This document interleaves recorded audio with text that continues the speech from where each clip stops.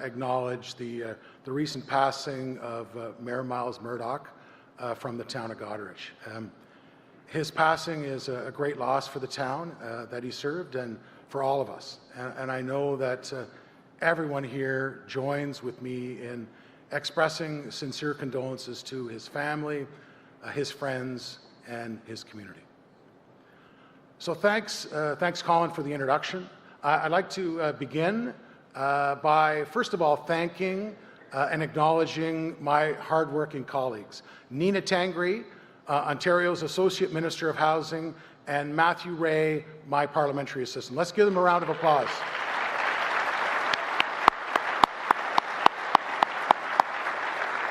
Both Nina and Matt have been terrific assets to my ministry. I know they've already had the opportunity to meet with so many of you since joining the Ministry of Municipal Affairs and Housing in March. I'd also like to thank Premier Doug Ford for his tremendous leadership. I'd like to thank my ministerial and legislative colleagues for really their active participation in the AMO conference and their close collaboration with municipalities throughout the year. Finally, I'd like to thank Mayor Josh Morgan for the warm welcome to the City of London. I want to thank again Colin Best and Trevor Wilcox for the invitation to speak to you all today. Thank you so much.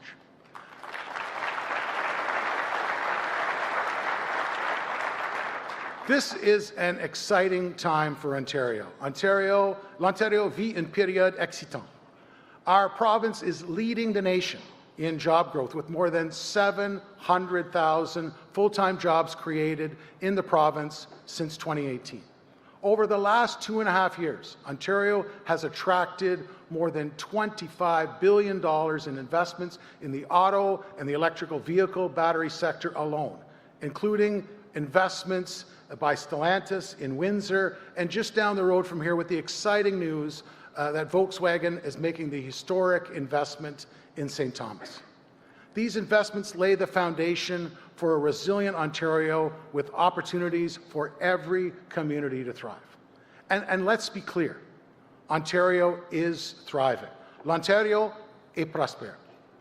Last year alone, our province welcomed nearly 500,000 permanent residents. This is exciting, but we know that our communities must have the proper tools in place to support growth.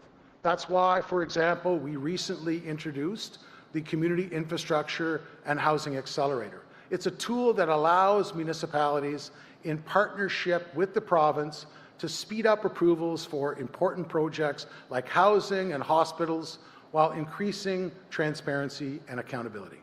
It's already made a big difference in the town of Blue Mountains by streamlining approvals to create 160 long-term care beds and housing for seniors faster. Tay Township, they've also used the tool to expedite the construction of 66 much-needed homes, including apartments and townhomes. I encourage all municipalities to look into ways to use CHIA to support projects, worthwhile projects, in their communities.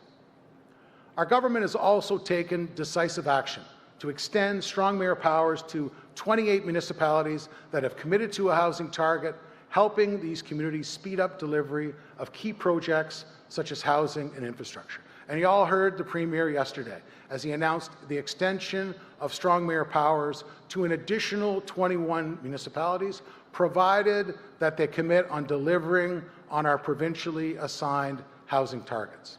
The Premier also made a tremendous announcement in announcing our government's new Building Faster Fund that's going to provide up to $1.2 billion over 3 years to help municipalities that are either on track to meet or hopefully to exceed their housing targets.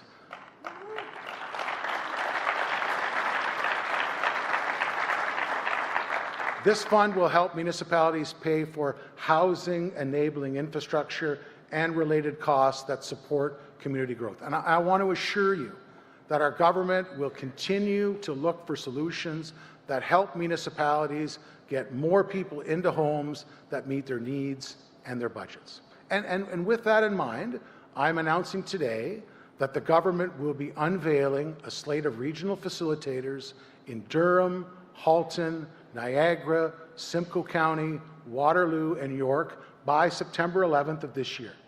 These facilitators will be tasked with reviewing the structures that are in place in these fast-growing areas to ensure that they're up for the job in delivering efficient, effective, and accountable government that residents both expect and deserve. And I know that those of you who represent these communities, you've been waiting too long already for this announcement. I really appreciate your patience. I want to assure everyone that our focus has always been to get this right. We wanted to make sure the process was right, so I want to thank you for your patience. We're nearly there.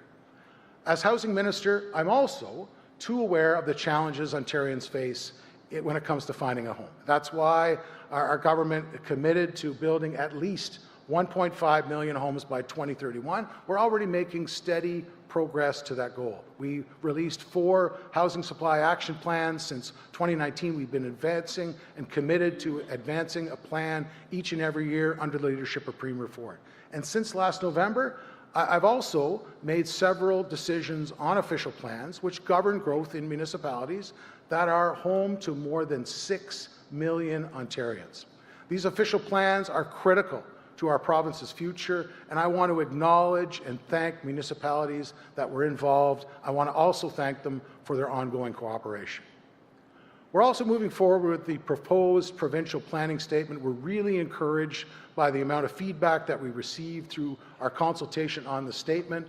The consultation, as all of you know, closed on August the 4th. Again, I'd like to thank everyone who participated, took part, and submitted. This November, it's going to be a further opportunity to provide input by you to our government's plan to get more homes built. The province is going to be hosting a housing forum in November, key municipal associations, key stakeholders to discuss the next housing supply action plan and how we can work together to deliver on those housing targets.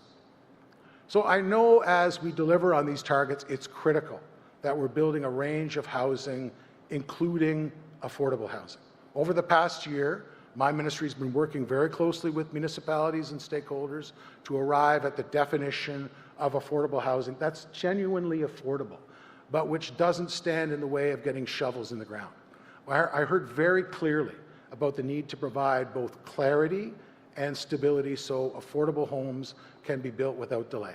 So that's why I intend to introduce legislation in the fall that, if passed, would update the definition of affordable housing for the purpose of accessing development charge, discounts, and exemptions.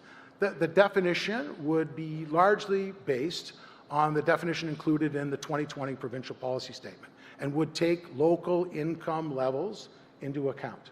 So that means the definition used to determine eligibility for these discounts and exemptions would reflect the ability of local households to pay for housing and would reflect the reality of different housing markets across Ontario. So I want to thank all of you for your input as we move forward on this policy. We need to do this together. But we also need the federal government to do its part. That's why we're again calling on Ottawa to work with us to defer the HST on all new large-scale purpose-built rentals. Thank you. And if Ottawa refuses to take this step, Ontario is prepared to lead by example and take action ourselves so that we can build housing that our residents need and they deserve. We're also calling on the federal government to guarantee that at least 10% of the Housing Accelerator Fund is reserved for small, northern, and rural communities.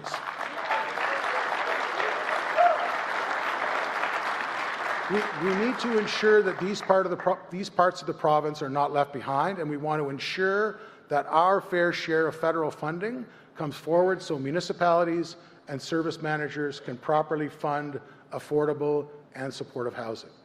We're also going to continue to work with the federal government to secure our fair share of funding under the National Housing Strategy. And as a result of our negotiations, Ontario has secured about $2.9 billion for housing programs through 2027-2028. And I can assure you that we're not done advocating for Ontario yet. The federal government's still underfunding our province by $480 million over the term of the strategy based on our core housing need. And these are dollars that should be going to your communities. I know that they're needed. I encourage you to join us in making the case directly to the federal government to ensure that communities are receiving the funding that they need.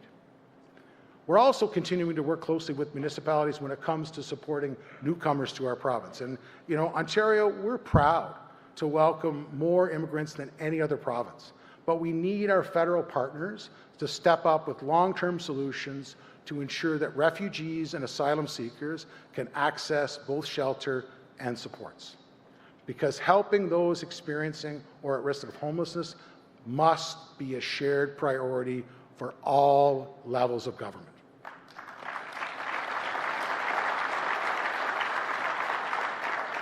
That's why Ontario invested an additional $202 million in our homelessness prevention program, bringing that annual investment to close to $700 million. We have put in place tangible long-term solutions, such as the comprehensive by-name list of people experiencing homelessness, along with information about their needs. We're also working with our partners to implement a new regulatory framework that protects critical community housing supply, encouraging housing providers to continue offering affordable rents for tens of thousands of households, and continue to prioritize survivors of abuse and trafficking for rent-geared-to-income assistance through the special priority policy. My ministry is also developing a guide that will help service managers who administer this policy and support survivors so they can access the homes that they need. And I want to take this opportunity to thank Associate Minister Tangri and our colleague Charmaine Williams, the Associate Minister of Women's Social and Economic Opportunity, who met with stakeholders. Give them a hand, that's right. They met with stakeholders this summer to incorporate their expertise into our guide. I'm so very proud of all that we have accomplished together, but I think you agree there's much more we have to do. And let me be clear, we are ready and willing to do that work. Our government remains to building Ontario, and we'll continue working with AMO and all of our partners to create a stronger future for our remarkable province. Thank you so much. Merci beaucoup.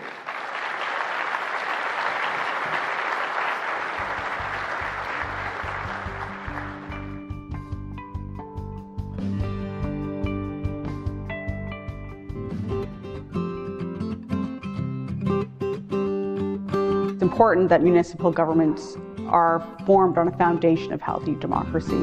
A healthy democracy means that citizens are engaged and that there's a trust and a relationship between the government and the citizens. I bring that Indigenous perspective to the table.